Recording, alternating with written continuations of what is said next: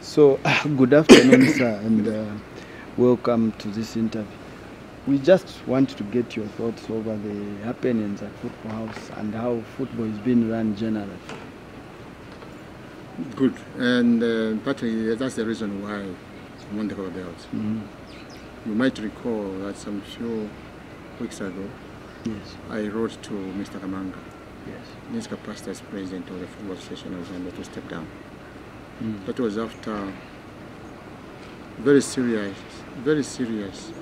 consideration. And for information, I wrote to him again on Monday that I've not changed my position, and it's not personal, but yes, to step down. Basically, because of the poor performance. Zambian football, or football in this country, used to be our heritage, our #1 sport, our pride. Wherever you went, either they mentioned, oh, KK, or Chipolo Polo. But we have lost out, especially on Chipolo Polo. So what is leading to this?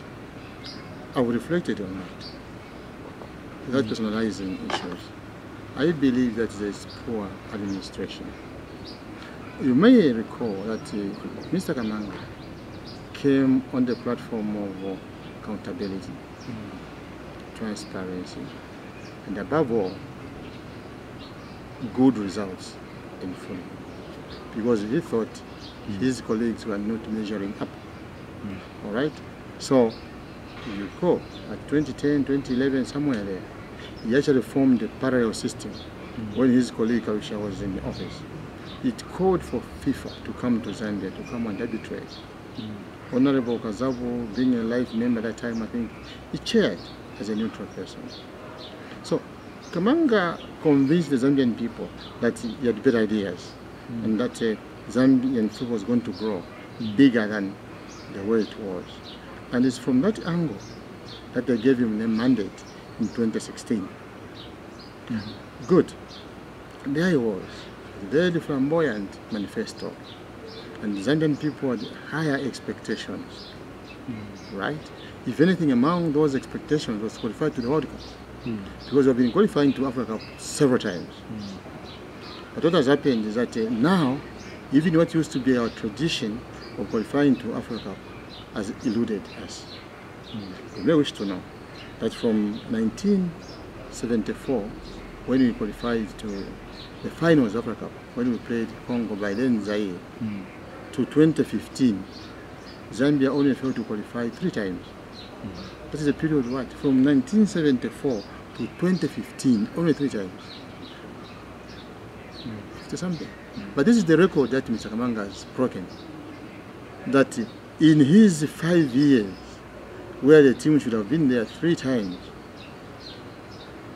not even 1. So 0 out of 3. You also promised the Zambian people that you are going to make our appearance at the World Cup. I've made an appearance at the World Cup. And don't tell me it is far-fetched. Senegal, Ivory Coast, Cameroon, Nigeria, including Angola, they have been to the World Cup. Who got independence? Angola got independence quite late. So there's nothing difficult. Really, it's not impossible. We're not talking about winning the World Cup, but we're talking about appearing at the World Cup platform. And Zambian people had the expectations that Kamanga was going to redeem us. But he has lamentably failed. Now, why has he failed? I've taken time to reflect. I believe that there are many factors why he has failed. First of all, he does not believe in the consultative mechanism. He Mr. I know it all. Okay? And he hates his colleague Karusha with a passion. That he might not agree, but we have seen. And he doesn't want her to come anywhere near. And I'm not going to campaign for Karusha. Get it right. But I'm giving examples. There are voices like Swale, Kazala, Shenko, Damiano, all those, Sibata, all those are not anywhere near. I'm not campaigning for them. But these are the people who have got ideas about football. and given chance to help. And to help, they do not need to be president of FAS. Include them in your consultative approach. Probably they can help.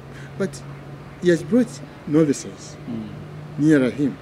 But this is where we are, because there's nobody who's helping him. Further, I want you to read the Constitution. Yes. The Constitution has been mutilated. I think somebody called it legalized rigging. When he knew that his second term was going to be difficult, what he did, and following FIFA directive that we need to change certain systems, but he took advantage of that and he manipulated. So what he has done, went to the rural areas, provinces where we have got the provincial amateur football associations.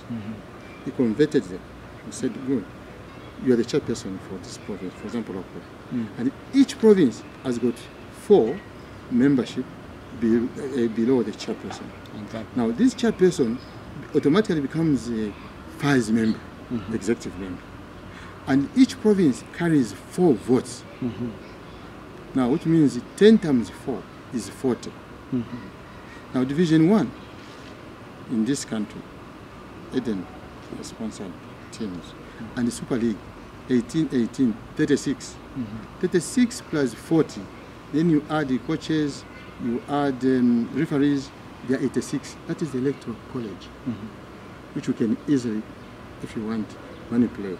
Good, but because FIFA said streamline, so that you can have efficient kind of it. No argument with it. But he was tactful enough to take a bigger chunk of the vote from rural area, because he can easily play around. After all, he promised them mountains, which he has failed to fulfill. So now, this is the FAS. Then when they meet all these teams to the AGM elective, they only vote for the president, vice president, and 1 women representative, 3. Now, which means all these super teams, Division 1, Red Arrows, Green Buffaloes, Nkana, Mufurira, they have got no vote per se. 1 vote, quite all right, but they cannot stand, they cannot contest and become executive members of FAS, because it's already taken by provinces. Because 10 plus 3 makes FAS executive. So these people have got experience like in Nkana, Maite, Buffaloes, Indeni, Zesco, name them, including Division 1, they cannot contest, is picked up. But that is the gap, that is the vacuum he has created. So that talent, that experience, that wisdom, he has siphoned it away.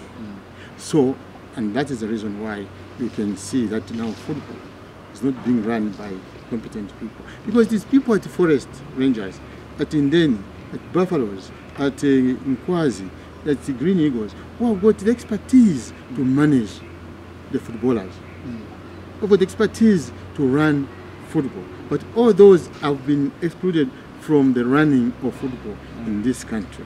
So that's tactically what he has done. So as a result, you can see now this is a shell. So I believe that he must be answerable. He has failed to qualify the team to Africa Cup 3 times, 2 times the World Cup. And now I ask, why should he continue? And if you look at him, just read his body language. He doesn't show any remorse, even when the Zambia national team loses. Life has come to a standstill. In this town, Siri, Ndola, 2 weeks before any international match, life used to change. You see the joy, passion, the happiness, the interaction among the people. 2 days before, you could see the replica, the jersey, the scarves and what have you. It was happiness. That spirit is gone. So I believe time has come for us to act. Yeah, I mean, he came on the platform campaigning using, like you've said, integrity, accountability, and these are things. And obviously, his argument has been that I'm giving jerseys to clubs. I'm giving, these other incentives to clubs. There's a super sport deal and everything like this. What would be your comment? Because he promised us to say he will be a corporate magnate. That is where he deceived people. That is a good corporate guy. But believe you me, check the records. is not remitting statutory payments, obligations to ZRA and to NAPSA. There's 8 million outstanding. Is that good corporate governance? Number one. Number two, he gets money from Super Sports to give to the Super League teams. He owes them up to now. He only paid them half some time back. This year, he hasn't remitted. So he's owing all the clubs money. MTN sponsorship, nothing. Now, those provincial teams, which we have alluded to, that is why they fell in love with him. He was promised mountains. He has not delivered any of those promises. Teams are now folding out. So, he has not fulfilled his obligation. But believe you me, if you talk of giving jerseys, it is not a favor. Do you know in the olden days, FIFA used to give about $200,000 to national federations. Today, FIFA is giving 1.5 million. The people who are prudent should know how to utilize that kind of money. And how much is the CAF giving? It's giving also good, handsome money. It's over 100,000. So there's good money coming in. Then the sponsor is also pushing in money. So if there was prudent management, you would have seen the growth of football. But to me, that is where also the big failure has come, because in the mind of Zambians, this is a corporate person and we are going to benefit. It is the opposite. And above all, he has got no strategic plan for football. That is not personal. Just reflect on it. He hasn't got anything. And the longer we keep him in the office, the more sad we become. So what would